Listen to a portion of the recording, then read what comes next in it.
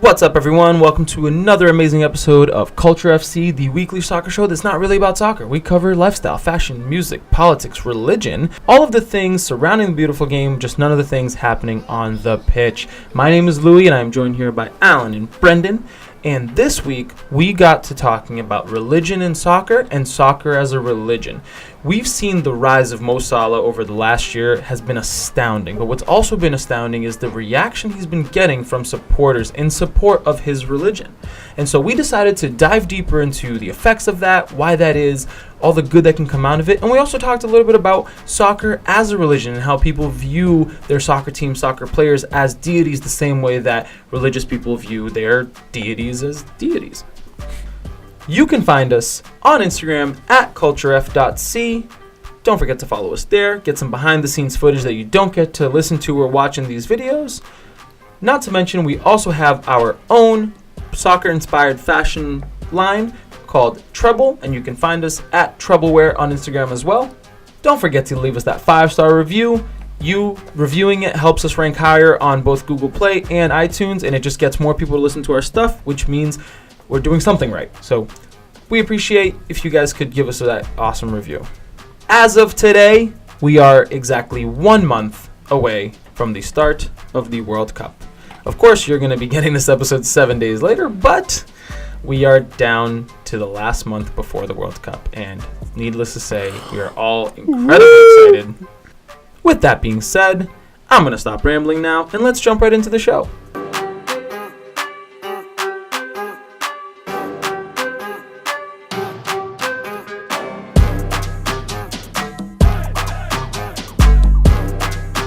The 3 topics. This one I found. It's funny, strange, kind of absurd. It's a mix of everything. And it kind of shows how important soccer is to some people. There was a super fan in Brazil. His name is Jose Mauricio, who got a tattoo of his beloved club, Flamengo. And you might have seen people get tattoos of their favorite clubs. You have a couple friends crest. with them. Yeah, right. We see them every now and then. Would you guys ever get a tattoo of your favorite club? I would never get a tattoo, period. I wouldn't get one of Manchester United, no. No. Good, thank you. I'm not a tattoo person. You're not a tattoo person? Well, Jose Mauricio is, and he got a tattoo of his Flamengo jersey, so his whole upper body is the Flamengo jersey. No way, dude, really? It is crazy. I mean, like, his chest from his waist up is black, red, has the Flamengo crest on over his heart, and it ends at his bicep as if it were a real shirt. Okay, so this is, I was stalking this dude on Instagram because, I just had to. His Instagram has got almost 27,000 followers, obviously, because it blew up on social medias. And what is amazing to me is that he still goes to the game in a shirt over his shirt tattoo. I think that's probably just because they're not going to let him into the stadium. But there was pictures of him in the stadium with his shirt on.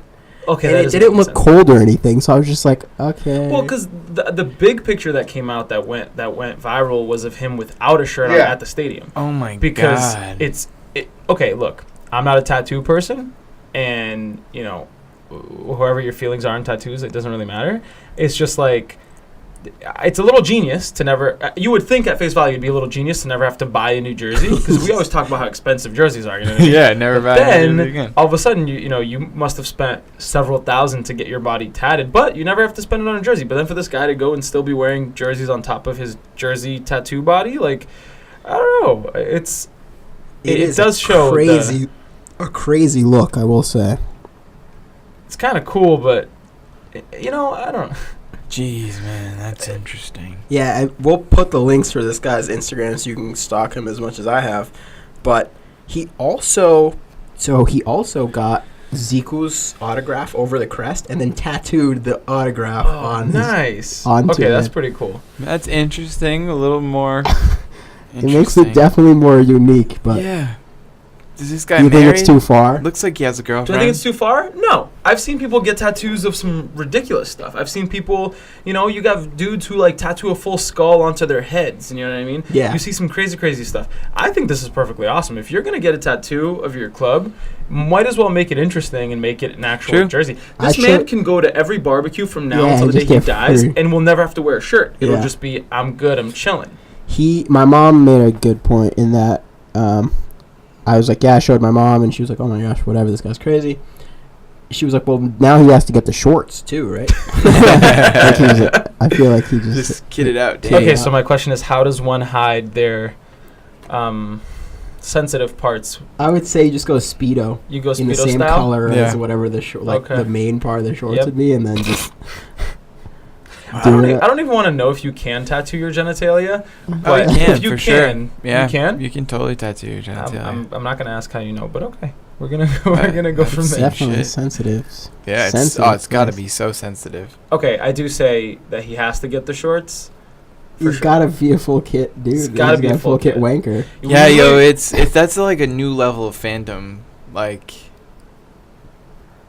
I will say he's got 26,000 followers now. Yeah, he's his own personal brand. Flamengo, so yeah, he is Flamengo now. He's probably living the life. Yeah, the world in 2018 honestly is crazy. And I'm sure now he's gonna go to the games. He's gonna be like the guy at the stadium that everyone wants to take a picture. Blah blah. So he'll be his own little celebrity in his own sense. But he's probably cemented now in their history. The teams, why not, right?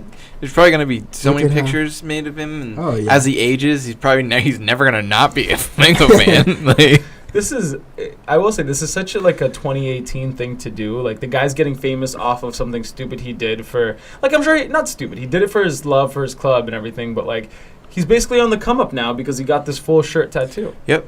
Now, I'm pretty sure all three of us can say that we don't support the full kit wanker, but in this instance, I support him getting the full kit. Yeah. If it means him tattooing shorts on. I would support that. I wonder, just go all the way. What if, I don't know, you have to really like this jersey. Yeah, right? I'd have to pick a really cool jersey. You know what would be really messed up? Is if in 10 years, Flamengo looked at their club and was like, hey, I know we've been wearing this black and red getup for 100 years now. What if we switch it, and now we're going to green? Yeah, it's a random color. And he's going to be like, alrighty then. All right, there goes. I don't think that'll ever happen, because I don't think clubs like to switch up that much, but it can happen. Yeah. There are some clubs, especially in England. I remember the instance of Cardiff City. This brand new guy bought the club and was like, "Okay, no, we're not playing in blue anymore. We're going to be playing in red." And they're like, "Well, we've been playing in blue for I don't know 90 years." And he's like, "Too bad." Yeah. Who bought you? Yeah. So that's Jose Mauricio. Damn. Wow. Shout outs to that guy. That's pretty dope. Yeah. What a guy. What a guy. What a fan. So. Moving on to the next topic. This is pretty cool. New Zealand's men's and women's national teams to receive equal pay for playing for the national team. So this is, I believe, the first instance of a pretty decent sized country coming out and saying that they will be, in fact, paying their men's and women's national teams equally. That's dope. That's a Shout huge out to Kiwis. Are they the Kiwis? Shout out to the Kiwis. The Kiwis. Kiwis. You guys ever seen those the anti drug Kiwi commercials? No. With the kids? Look them up. Make it funny. That's pretty cool. I'm super happy for him. I think that's that dope. It's amazing. We talked about a little bit prior about equal pay for national teams. But I think it's amazing that they've actually stepped forward and come out with this agreement and saying both of them will receive equal treatment from every way now. And that was the biggest point behind the 2015 World Cup. A lot of the U.S. women's national team players were complaining about not only equal pay, but also lesser facilities and worse travel conditions, things like that. So it's really cool to see a country decide that they wanted to pave the way for the future for others, and hopefully others follow suit, right? Yeah. Especially in America, where I find it absurd that we have a women's national team that has won 3 World Cups. Yeah, right. 3 World Cups, which is 4 more than the United States have ever won. And yes, I'm adding an extra one because I don't think the United States will win one before the U.S. women's win another one. So I believe the U.S. should be doing the same, because what has the U.S. men's done? Yeah. In comparison to women's? Yeah, I feel like in general, women and men should be getting paid equally for if they're doing same similar role, kind of right? work. Yeah, right. it doesn't apply in any other area of life. If you have a factory where you have men and women doing the same job, they typically should be paid the same. Like, yeah. And I feel like the women are marketed so much better sometimes, like just in terms of like when there's stuff around, like when they're tournaments and they're doing well, like just like watch the U.S. women's team defeat another opponent for the sixth consecutive time. They're so successful that it's like it's easy to market them. Yeah, and why would you want to put more money behind that? That's the biggest question that always gets me. It's just like, this team is clearly better. They're way more marketable. Like, it's just insane why it's just like, hey, there's this mediocre men's team we have. Like, let's pump the money. Like, Michael Bradley's bald head. Yeah, man. Grace is another. I think that's really great. Hopefully, people do follow suit. It'd be really cool. I don't think action will be taken so soon, unfortunately, but would like to see some change. Right, and I agree with you. I don't think anyone's going to come out tomorrow and say all clubs are going to be paying, or all federations are going to be playing both sides equally. But I think that it could be the catalyst that in, say, 3 years, maybe, I don't know, maybe the French national team decides they want to pay both of their sides equally, and then someone else will follow suit after that, and hopefully it'll cause a chain reaction. The U.S. will be last. Yeah, most likely, despite the fact that they should have been first in doing this. But we'll see how it goes. Lastly, moving on to our third point before we move on to the funny topic I have, Besiktas go through with refusal to turn up for Turkish Cup semifinal replay against Fenerbahce. So, Besiktas and Fenerbahce were playing in the Turkish Cup they had a game, and it was abandoned after 58 minutes when the Besiktas coach was struck by a missile hurled from the crowd at the stadium, leaving him requiring stitches. When they say missile, they mean like they just threw something at him, it hit him. So they abandoned the game, and essentially the Turkish Federation demanded that the two sides reconvene to play the remaining 33 minutes of the match, which stood 2-2 on aggregate behind closed doors on the 3rd of May, which Besiktas wasted little time informing them where to stick it. In other words, they weren't going to show up. So they didn't show up, and then Fenerbahce literally had to just train in a stadium that was empty because no one showed up. So then Besiktas got kicked out? They did. You know what I love? Like, oftentimes we get caught up watching, like, these main leagues where, like, everyone is super political and, like, things usually go, like, right. Fairly smoothly. You know what I'm saying? Other leagues in the world where, like, crazy things happen. Like, just there's no real uniformity and there's, like, people just do whatever they want. Like, the Greek league is a great example of that, where, like, that club owner came out on the field with a gun. Like, it's just, like, these leagues where, like, drama is just Or just the bear in Russia the other time. The bear playing on the sideline. Oh, we have it so good. Like, you would never see like Chelsea not showing up to a FA Cup just semifinal, like not acceptable, regardless of the reason. It's like too mainstream now. Like, these clubs are too mainstream. Where like these other like kind of not lower leagues, but they're not in the spotlight. They get away with just craziness. But you know what it is that on the grand scheme of things, like Fenerbahce and Besiktas are huge clubs. Like, these are world class clubs. Especially like Turkey is a country where they are 100% behind their club. Like, one of the craziest videos I've ever seen, I think, was Besiktas fans traveling via boat. Have you seen that video? No. Via boat to I think they were going to play Galatasaray. It was like a fucking Pirates of the Caribbean scene, dude. That's crazy. Like, no, just smokes on these like boats, these big ass yachts, and they're just crossing the sea. And it was just like, oh my gosh, like, I would love to be a part of something like that. I would love to be on one of those boats. Something so crazy, but like, yeah, it's just so intriguing. It really is. It's such a fascinating thing. Like, I don't. So they just didn't even care about the trophy? Why? No, they didn't care. They got fined. They're going to be suspended from next year from the tournament. They're not going to be able to play. And they got fined 4 million Turkish lira. Ooh, that's big pounds. Equivalent to 700,000 pounds. Yeah. It's so. I mean, you got to make a statement. You do got to make a statement.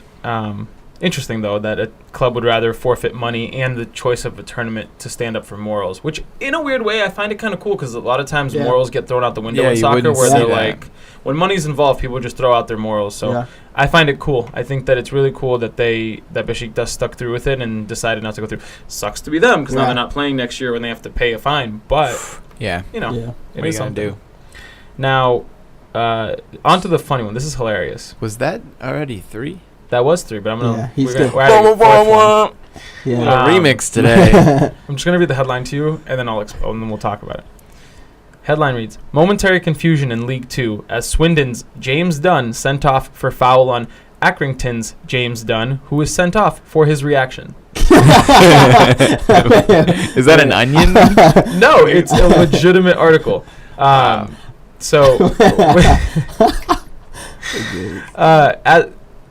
Basically, as the clock ticked over into the 84th minute, James Dunn was sent off for raising an arm and connecting with James Dunn.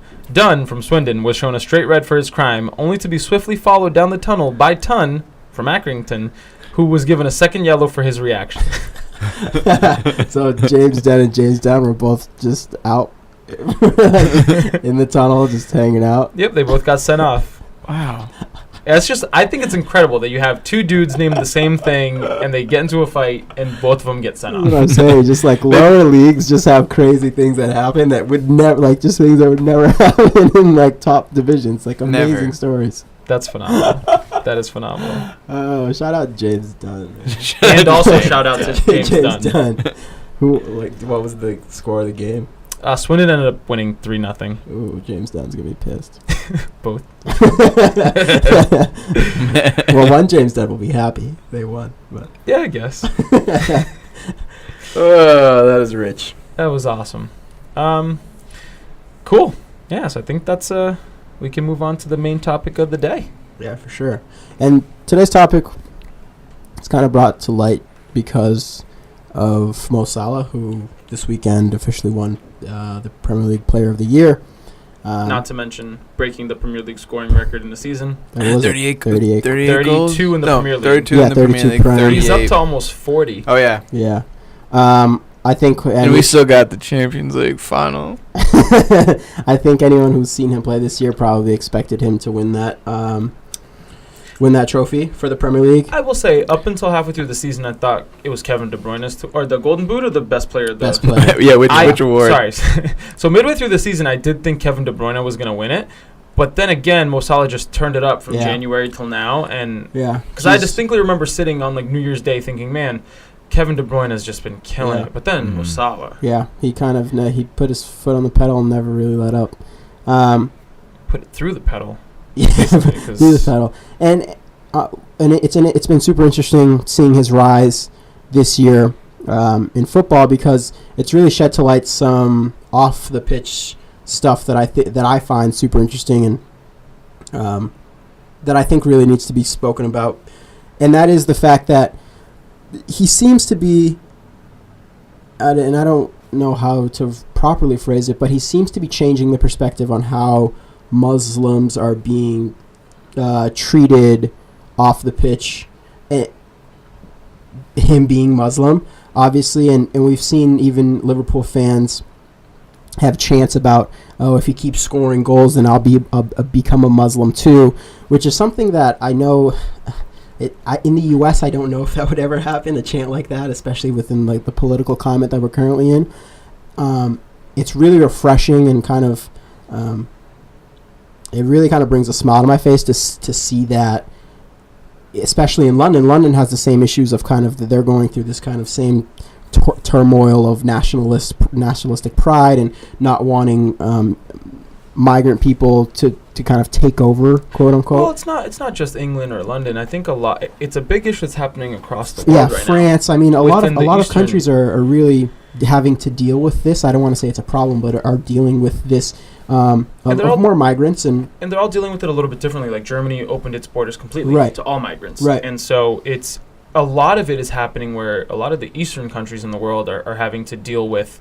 The Western countries in the world are having to deal with a lot of these issues of immigration and religious tolerance and religious acceptance, I guess. Right, and because of that, we've seen a lot of hate come from kind of these nationalistic groups, and it's obviously not pretty to see, but it's amazing to see the power that a player can have on the perspective of how a group of people can be treated.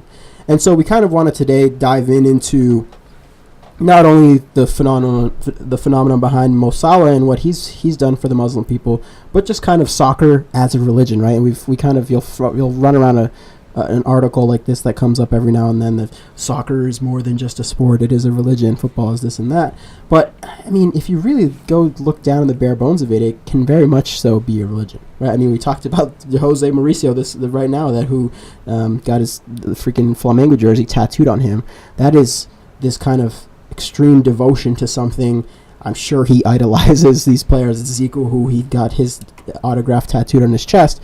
These are kind of, they have very mirroring aspects between what the sport is and what an actual religion is. So what I find very interesting with what you're saying is the mirroring of soccer as a religion with religion in soccer, right? Because like you said, for a lot of people, soccer is a religion. It's it's where they go every Sunday or every Saturday, and they devote so much time, and there's a lot of similarities between you think about religion. Going to church on Sunday, you go to a temple or wherever it may be, you go to the stadium. That is the temple, right? You have a group of people who are worshiping this one. Worship may be strong, but who are following these people on the field who idolize people. These players and coaches get statues erected of them. It is on par with probably the closest thing that we have as a global phenomenon to religion, but just not religious, I guess, inherently, right? Yeah. And so I think that it's such a crazy thing to think about, how people do view the soccer as a religion, but then how a lot of groups are very anti-religion in soccer. Yeah. And especially FIFA, where for us as people in the western part of the world, we've seen a lot of Christian Catholic players, especially it's come to light a lot of like Brazilian players who when they go to Europe, they exhibit their extreme devotion to their religion. For example, Kaká, every time he scores, he'd point up to the sky. Or you have a lot of players who do the Catholic or Christian sign of the sign of the cross. Sign of the cross. Before they enter a game or come on the pitch, and Chicharito was always seen praying before kickoff, and a lot of these things. FIFA actually tried to get religion out of the sport about 10 years ago. They made a mandate that they actually went after a lot of Brazilian players, saying, "Hey, like you can't have like religious artifacts on the field or things like that." And because Kaká used to always have a shirt under his jersey that said like "I'm with Jesus" or Jesus, like things of that nature. And when he would score, he'd like take his shirt off and like point to the sky. And so they did a big effort to try and get that kind of out of the game, but it's kind of almost impossible because you have to remember that religion is so deeply ingrained with certain parts of the world and certain cultures that you can't separate it from who these people are. You have a lot of, to this day, a majority of players from Brazil are very, very religious. Or if they're not really religious, they have some religion to them and things like that. And they still demonstrate some type of belief in a religion, whether they follow it or not, kind of like with the sign of the cross or things like that. Right. And this brings up an interesting point that I wanted to get your opinions on is, should soccer players, or even I guess we can extend this to athletes in general, should they be allowed to display their religion on the pitch? Because like if you think of in a normal work setting, right, you wouldn't necessarily, I think, and I don't know, it might depend on the company, I don't know what work conditions are for everyone, but you won't necessarily see people coming in and being extremely religious in like praying and doing the sign of the cross if they're just going in for their 9-to-5 job, right? And it may even cause some issues within the workforce. So I wanted to ask you, like, do you think that it should be the same for the players, and should there be that separation? So that's a difficult thing to discuss because where I think there's a little bit of an issue with what you said is the fact that maybe in our perspective, being in the western part of the world, we don't see it as so abrasive, but we got to remember that a lot of these Catholic or Christian things are actually instilled in our culture. So for example, a lot of companies, you still get Good Friday off, which for a lot of people that is a religious showing within a company, I guess, or things like Christmas, you have that off. That you could probably attribute more to, since a lot of people celebrate it, they decided to close. But those things do permeate through American culture, though they're not as blatant as like someone having like coming to work and like praying or having a shrine at work. But I think that the flip side of that is Muslims have to pray 5 times a day, regardless of where they are, regardless of the time. They have to face Mecca and they have to pray. And so I think in the eastern parts of the world where that's more of an issue, I believe they do that in work, you know. But that does bring up the point is should religion be separate from work? I don't think so. I think that you should be able to, as long as it doesn't detract from what you do on a daily basis, yeah.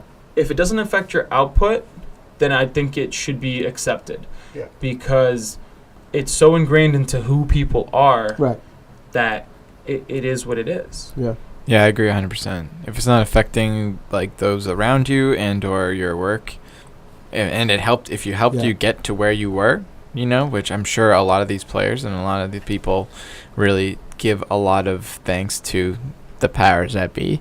I say, hell yeah, go for that. Yeah. So I'm all for them displaying whatever they want to display. I mean, again, that thin line of like where it becomes too overt versus like modestly, but yeah, no. And so, I mean, Mohamed Salah isn't the first Muslim player to ever exist. No. We've seen Paul Pogba, Ozil. I mean, Ribéry, a handful of players. I mean, those players are Muslim, right? So why do we think now? Do we think that Mohamed Salah has had such a great impact just because he's had an amazing season, or is it that joined with the fact that he has shown to be a very humble guy? I think to answer this question, we have to backtrack a little bit and think about the reaction against and for religion within the Premier League, I guess we could use as a basis before we can answer that. So, for example, a lot of Premier League clubs, Liverpool being one of them, have added these prayer rooms. They're not religious specific. Like, for example, it's not like a Muslim prayer room or a Catholic prayer room, but over the past few years, you've seen these clubs instill these specific prayer rooms because for a lot of it was the catalyst behind Muslim fans going to games and having to stop in the middle of a game to pray because they don't determine when they pray. It's just 5 times a day at specific times. Yeah. If it happens that there's a match going on, they have to stop and pray. And so there was an issue at a Liverpool game a few years back where a lot of fans were getting ostracized and having racist things being thrown and said at them because they were stopping to pray next to the concessions. And so a lot of the club officials were like, no, let's rectify this, let's add prayer rooms and let's be more tolerant and acceptable, which was kind of going against what some of the public was doing. But then other clubs started to follow suit. You know, West Ham started adding, they made sure that they added prayer rooms to the new Olympic Stadium once they finally moved over. And what was the other club I had written down that did the same? Arsenal also incorporated multi-faith fan prayer rooms. And so it's very interesting to see because, like you said, Salah isn't the first one. And so I think one of the interesting things about it is that, you've had players like Ozil and other players like Demba Ba, Papi Cisse, players that have played quite a bit in the Premier League and have made a stamp. I think Salah was the first one to really light it up and be known for what he is. He wasn't hiding from what he is. He does what he does. And so, one of the reasons why I think he has a bigger impact than, say, Paul Pogba or Mesut Ozil or any of these other players is that not only has he been having an amazing season, because you can argue that Ozil has had an amazing season in his career, Paul Pogba has had an amazing season in his career, I think that all of them together have been helping this cause of changing how people view Muslim players. But one thing that I want to get your thoughts on is I think that because Mo Salah is Egyptian and plays for the Egyptian national team and is Muslim and does all of these things, it really puts it all in the forefront.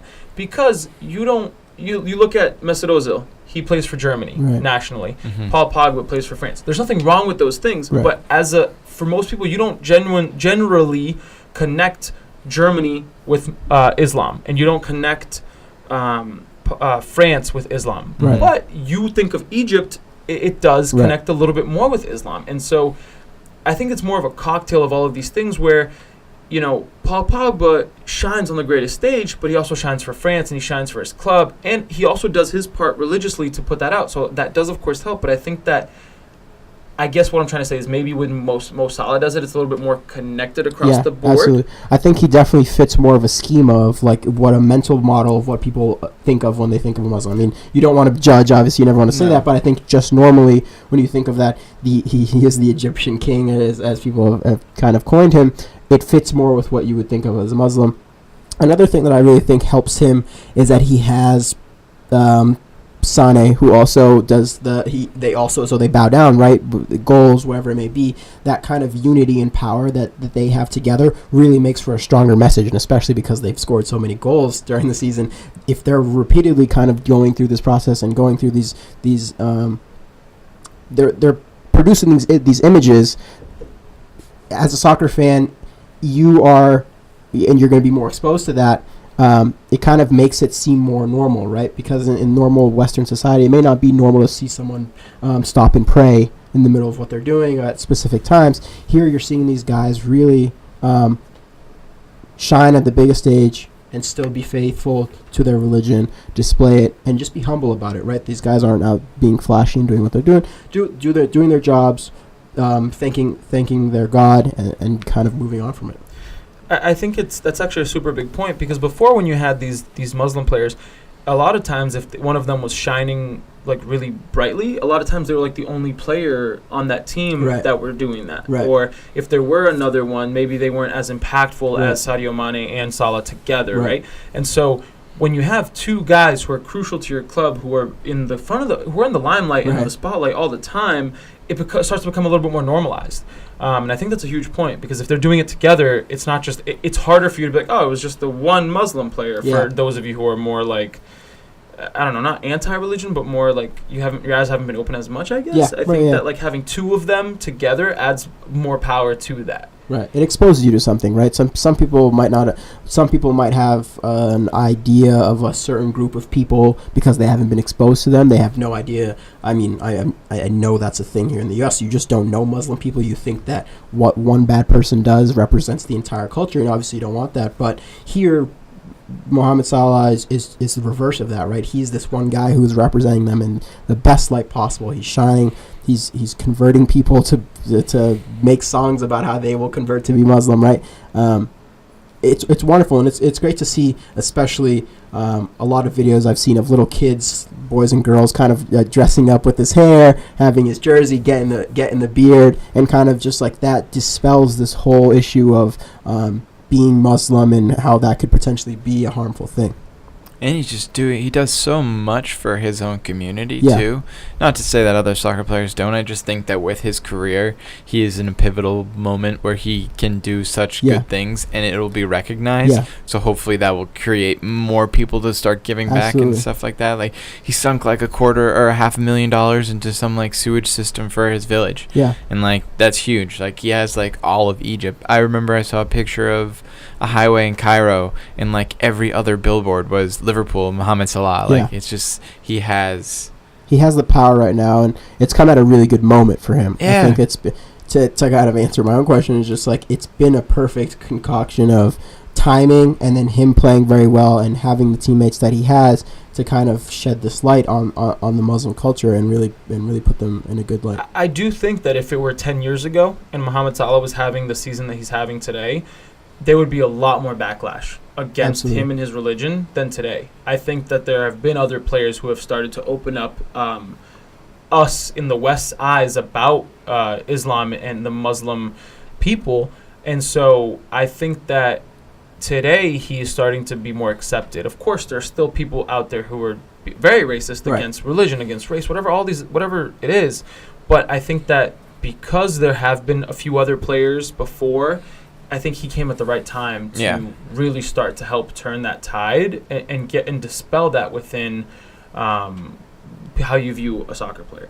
I don't think religion should be your biggest like marker of a player. Like, of course, if you play soccer, he's a good player, you know. But at the same time, it's still a part of who they are, so you can't discount that. I don't think you can tell all players, like, hey, look, when you're on the pitch, you're only a soccer player. You only represent this club. Sure, you represent that club, but you also represent yourself. And I think as long as you're not doing it in a way where you're insulting other people, or if you're, making any kind of bad statement, then you should be able to do these things. And I think that religion plays such a bigger role in soccer than people give it credit for. There was a French journalist who actually did a lot of research into this and found that a lot of soccer clubs in Europe had religious ties. Yeah. Because, religion was so deeply ingrained in culture for so long. Of course you're going to have clubs that had religious ties. And a lot of them were Muslim. There are quite a lot of clubs that were created through the help of not only Christianity, but also Islam and other religions as well. Yeah, and it's funny because I was looking into just like soccer and religion. Very recently, there was a club in China that performed a religious exorcism for their team because they were losing so many games. Really? I mean, it's a common act in this specific region of China to do this exorcism before, but it's before, I think, races, like road races. They'll do this just for the runners to kind of have good dispel all bad demons. Wow. But this club was losing all their games. They performed this exorcism. Team won the next game, and the club was actually they were frowned. The Chinese government actually was like, do not do this again, because obviously the Chinese government likes to have a lot of control over what religious happenings happen at specific places. And we were talking before about how China's trying to grow their soccer. They saw this happening and were just like, do not let this happen again, blah, blah, blah. But it goes to show this religion not only is a part of just the person, it is a part of the culture, and you can't sometimes divide between the two. Well, a lot of people, which is funny because right before we started recording this podcast, we were talking about how Ramadan starts tomorrow. Yeah. And one of the biggest complaints, I remember when, for example, Demba Ba and Papi Cisse were in the Premier League, there was actually an issue, I believe, with Demba Ba when he played for Newcastle, where it was during Ramadan and he'd been fasting all day for the whole month, and the coaches were berating him, being like, "Oh, like you can't train without water and without food and all this, blah blah blah." His first game after Ramadan, the guy goes and scores a hat trick. Yeah. So it's like you can't do that. You can't tell them what to do. Right. Of course, I know a lot of it is like the nutrition and taking care of athletes' bodies, but clearly he dispelled that. He was able to prove that he could still produce even during Ramadan. And plenty of other players have done the same. There have been a lot of counts. Demba Ba isn't the only one of players playing during fasting, and they were able to do just fine. And I think that it's hard. A lot of times people are ingrained in their thoughts and they think they're right. And unfortunately, there are bad connotations against certain religious groups. Yeah. The same way that I guess the Western world has some animosity towards the Islamic parts of the world. Yeah. I'm sure the Islamic people have things against Catholics. I mean, Catholics have been doing stupid shit for 2 millennia already. Like, you know what I mean? It's definitely about the perspective of things, and it's just good to see kind of a figure come out and shed a positive light. Yeah, to even have like on the subreddit I follow for Liverpool, like someone posted like a FAQ for our Muslim players because we're playing in Kiev on May 26th. Wow. Okay. So like there have been parts in the Quran where unless like if you're on a journey, like there are certain circumstances you're allowed to like sacrifice and eat or drink or something. So it was really interesting to like me learn to like, because I was obviously curious, like, oh, I wonder what happens when it's Ramadan and we have Henry Chan and Sadio Mane and Salah. So yeah, there are definitely certain circumstances that are brought to light and even shared on a subreddit, like that would you never expect that. Yeah, right. So it's very, very cool to see. That's a really interesting thing that I hadn't really considered. I had considered people's general reaction changing because of a player being really, really good, but now I can imagine like the kids of a club, like the kid supporters of a club, who haven't been exposed and their I guess their beliefs haven't been cemented yet. But for them to have the ability to be like, well, hey, Daddy, like Mo Salah is Muslim. What does that mean? Why is that different than what we do? Right.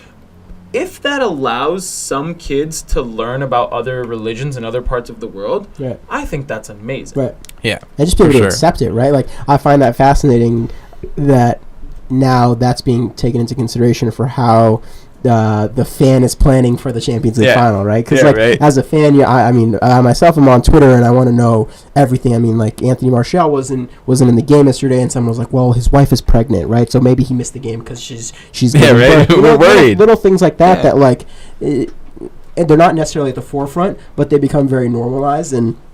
As a fan, you worry about because you just want to know. You just want the best for your players, and especially for your best players. I find that that's super interesting. And another thing that we're overlooking as well is that because the game is becoming so global, I mean, Liverpool probably has millions and millions of Muslim followers, right? Manchester United has millions and millions of Muslim followers. So to say that you're just catering to one group of people, that's no longer the case, right? You have to be able to say if you're a Manchester United fan and you want to be a true fan and accept other fans, you kind of have to be able to have an open mind and accept these Muslim cultures, different any culture, not just Muslim. I don't want to keep just speaking about the Muslim cultures, but you have to just say, hey, I have to be open to this because if you're a Manchester United fan and if I'm a true fan, we're going to show our love for this team and together and not have any issues with that.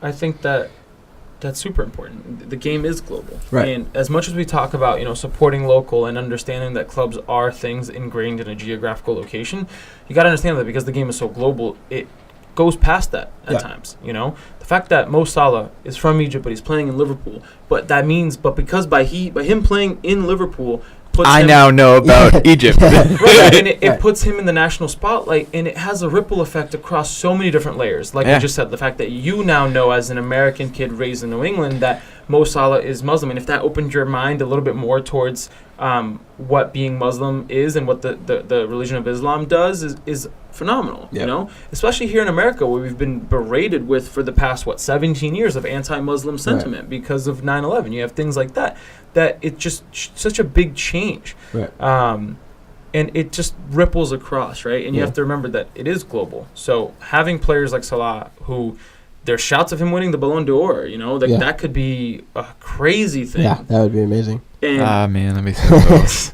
I'd get a jersey like that. You probably should get one already. And it gets you thinking, why don't I have this season's already. I'm waiting till next season's the two other. Well, you don't know if he'll be there next season. No, he's going to be there next season. I just don't know what jersey I'm going to have his name put on the back. Liverpool comes calling, you might be. Yeah. If Liverpool comes calling. I mean, Real Madrid. Real Madrid, Barcelona. Thinking about the global effect of the game, sorry to interrupt you guys, but we have talked about how we thought Qatar should be removed from hosting the World Cup. But at no point in our conversations about that did we mention anything about religion or anything like that. It was a matter of the conditions they're putting their workers in and all of that. I said in that episode that I thought that it was in a way, it was really good to put the World Cup in an area that has never really had a World Cup. In other words, the Arabic region of the world where Muslim is is the prominent religion. I think that by hopefully, because I doubt they're going to get stripped of the World Cup. We already know they're not. Yeah, no. But that the World Cup being there, and hopefully other players being Muslim and coming out and doing so well, I hope that World Cup does help enlighten more people even more, because a lot of times we care a lot about the Premier League. We care a lot about global soccer. A lot of people are starting to get to know Mo Salah. And if he does it for the next 3 years consistently, his effect on people's perception is going to continue to be amazing. But don't forget, the World Cup final is watched by close to 1.5 billion people. So it's like, what better way of putting on display, religious tolerance and religious acceptance than on the global stage? Yeah. And of course, we have this year's World Cup where Mo Salah and Egypt will be there too. So him performing really well, this World Cup will do the same thing. But what I'm saying is, in 2026 or 2022, I apologize, when they're in an Arabic country, where they're in a country that is so Muslim in nature, right. I think that should really help people start to accept a little bit more that there are people across the whole world who play and enjoy soccer. Right, and that exposure again. And another topic, and kind of moving away from religion in soccer, I wanted to kind of dive into a little bit how soccer could also be a religion, right? And why I bring this up is because it's very interesting. In Argentina, there's this man who started the Iglesia Maradonia, which is basically like a a parody of the Catholic religion, but it is a religion where they believe Diego Maradona is the god, right? They believe Diego Maradona is their savior. Wow. He is this, and it's a guy who is Catholic, but he started this religion, and he has followers, and they go and practice like religious like feats, all idolizing Diego Maradona. It's funny because I think it's like the first time that someone has put a feeling into a concrete existence almost. Yeah. Like, people hear this and they go, oh my God, someone created a religion around Diego Maradona. I don't think people understand what happens when you utter the phrase Pele in Brazil. Yeah. Like, it's the same thing. Right. People already had these feelings of support of these icons, right? And it's happened all over the world, but in South America especially, where it is a very religious continent, and that already existed. Right. You know, people were already idolizing, enshrining these players, and I just think it's very funny that one guy was like, all right, we're going to take it up a notch and like establish it as like a real thing, but it's nothing new. Yeah. It's the same thing that's been happening for decades across the whole world. Do you find it ridiculous, or do you just understand it for what it is, right? For like, I think we probably don't find it ridiculous, but I mean, it's to me, it's something that's very understandable, just because like it mirrors a religion so much. Like, you have this one guy. I mean, I'm sure Messi has a fan. They have these fan groups, Facebook pages and whatever, that have the millions of people that like them. But it's kind of like that, right? It's just following that knows when Messi eats breakfast. They know every single tattoo he has. They know everything about this man. Where to me, I'm like, yeah, I mean, that's like as devout as any Catholic, Muslim, whatever it may be. Obviously, the underlying tones between religion and believing in this one idolized player is different, but is it different? I just find it. I mean, I think is it? I think the beliefs between like a religions are trying to promote kind of peace and working in community. Which, now that I think of it, maybe if you support a player, you're like, yeah, we are a community of Messi fans. Sorry. So maybe, yeah. Well, for a lot of the reason I ask is because for a lot of clubs, it's a very similar thing. Like you said, the whole point of a religion, whether or not you believe in a deity or not, right. the whole point of a religion is to instill, I guess, morals in a way of life. Right. And if you're getting that through your club and the structure and working conditions that a club allow for a certain area, I can actually see that happen quite closely. I mean, you may not see it on a super global scale, but, you know, on a smaller scale, you know, that is also very close and parallel to that. Absolutely. I think, I think being a supporter of a club to a huge degree is it's not different at all almost to being a religious person, like a super religious person. And we even see on the negative sides, right? We see people abusing their religion to do bad things. We see people abusing their club to do bad things. I mean, we've seen it with the hooliganism. We've seen it this past weekend in Germany when fans run on the pitch in love for their club, but they're going to attack the players and the coaches, right? So I guess, very much see the parallel between kind of the abuse and adoration of a club. People believe in some really like interesting deities out there. I think soccer wouldn't be one of the worst things to believe in, you know? Well, you know what it is? I mean, onto your point, think of the religious crusades that the Catholic Church undertook in whatever century it was. Right. That's not all that different than a hooligan. Well, it's a little different. That's not all that different from a modern-day soccer fan. If you boil it down, though. Wearing Stone Island. Yeah, but I think the underlying of it is like, I'm doing this good for my club and or religion. You are causing action, or you are undertaking action in the name of a religion. In the name. What is different from you saying, all right, I'm going to go to war for the Catholic Church against the Islamic religion back in whatever, 1600s, 1400s, whatever it was. It's not super different from someone being like, in the name of Manchester United, I'm going to go beat the shit out of their other 16, 17-year-olds. Crack a bottle on this guy's head. And we joke, but it is very similar. Yeah. I wanted to ask you, do you guys think that is different from soccer to American sports?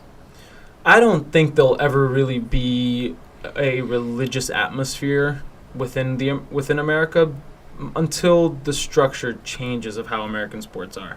I think that one of the main factors is there's a lot of main sports, of course, There's the 4 big ones, and the media controls it in such a way that, you are a lot of American fans. You support several different sports to a similar degree, and just think about the experience you have going to any kind of sporting event in America versus the experience you have going to any sporting event anywhere else in the world. It's vastly different. Yeah. Like we said, people in America view sport as a spectacle to be watched. People in the rest of the world view soccer specifically as a event to live through, an experience to live through. And I think that until that change happens, I don't think we'll see it in America. Yeah. You might see it in certain There are facets. definitely some fringes out there for sure. Yeah, Alabama.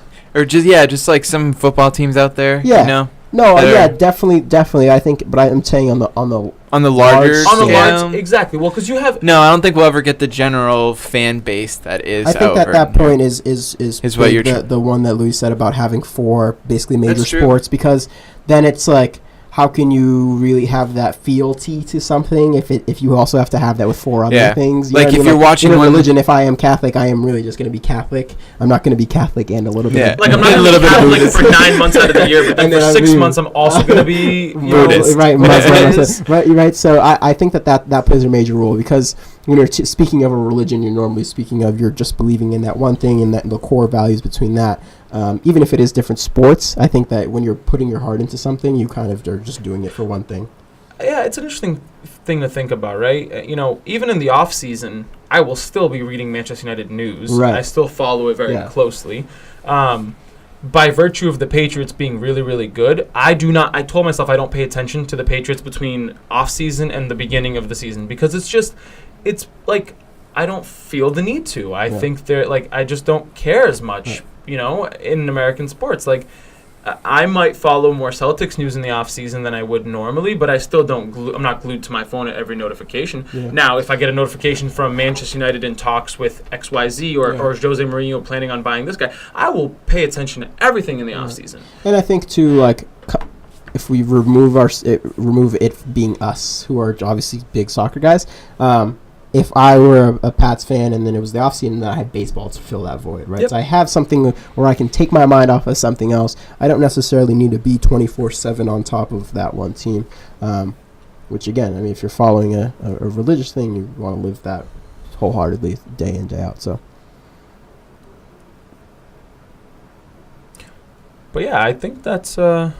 I think we're not going to get better analysis than me saying that the Crusades are very similar. So I say we stop here. Probably go only lower than that. So. It'll only get worse than that. So I say we put a stop on this episode here, and we go from there. I think it's definitely an interesting one. I think we could have for sure dove deeper, but obviously keeping this. Oh, we could have talked about why soccer wasn't as popular in Muslim regions prior and things like that. But I think that we got a good amount out of this one. So. And a happy Ramadan.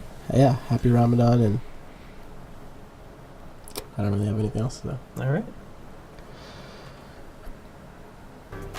So that's it, everyone. Another episode in the books.